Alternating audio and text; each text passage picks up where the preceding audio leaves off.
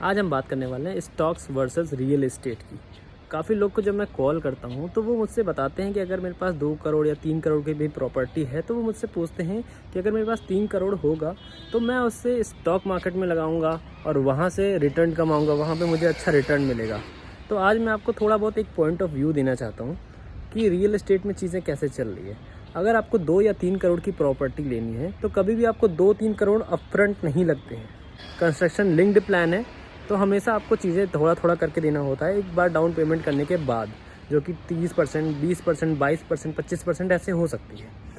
और अगर सेम 2 करोड़ रुपए आपको स्टॉक मार्केट में लगाना है तो आपको पूरा ही 2 करोड़ रुपए कमा के फिर लगाने पड़ते हैं। इसके साथ साथ अगर हम बात करें रियल एस्टेट की तो रियल एस्टेट में आपको लोन मिल जाता है। 2 करोड़ की प्रॉपर्टी को आप 40 लाख, 50 लाख, 60 लाख जितना भी उसकी रिक्वायरमेंट होगी एक बार डाउन पेमेंट करोगे, बाकी आपको लोन मिल जाता है। तो लोन लेकर आप वो उस प्रॉपर्टी को बाय कर सकते हो।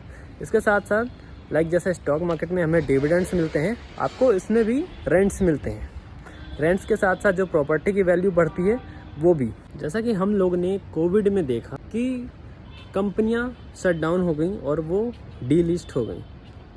वैसे ही रियल एस्टेट में आपको कभी भी प्रॉपर्टी की वैल्यू ज़ीरो देखने को नहीं मिलेगी। इसके साथ साथ अगर आपकी रेसिडेंशियल प्रॉपर्टी है तो उसका एक एंड यूज़र हो सकता है, जो कि आप खुद हो सकते हो या फिर आप किसी को रेंट्स पे दे सकते हो। तो वहाँ से आपको भले ही कम लेकिन वैल्यू उसकी ज़रूर मिलेगी, रेंटल ज़रूर मिलेगा। अगर आपके पास एक पोर्टफोलियो है तो बेटर रहेगा कि आप उसको रियल एस्टेट में भी डाइवर्सिफाई करें और स्टॉक्स, अगर आपका रियल एस्टेट का पोर्टफोलियो है तो स्टॉक्स में भी डाइवर्सिफाई करें। जैसा कि हमें पता है स्टॉक्स जो होते हैं वो लिक्विड एसेट होते हैं, आपको जब चाहिए 2 दिन बाद आपको पैसे मिल जाते हैं अगर आप स्टॉक्स को सेल कर देते हैं।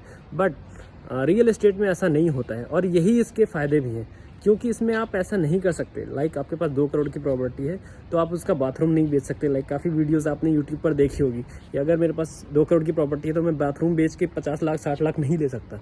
तो यही इसकी खास बात है कि जब भी प्रॉब्लम आती है तो हम पैनिक सेल नहीं कर पाते हैं। नॉर्मली अगर हम देखें म्यूचुअल फंड होता है, आपके पास स्टॉक्स होते हैं, तो आप उस केस में पैनिक सेल कर सकते हैं। तो ये भी इसकी खास बात है। स्टॉक मार्केट को आप फिजिकली छू नहीं सकते, बट रियल एस्टेट को आप फिजिकली छू सकते हो और इसको यूज़ कर सकते हो।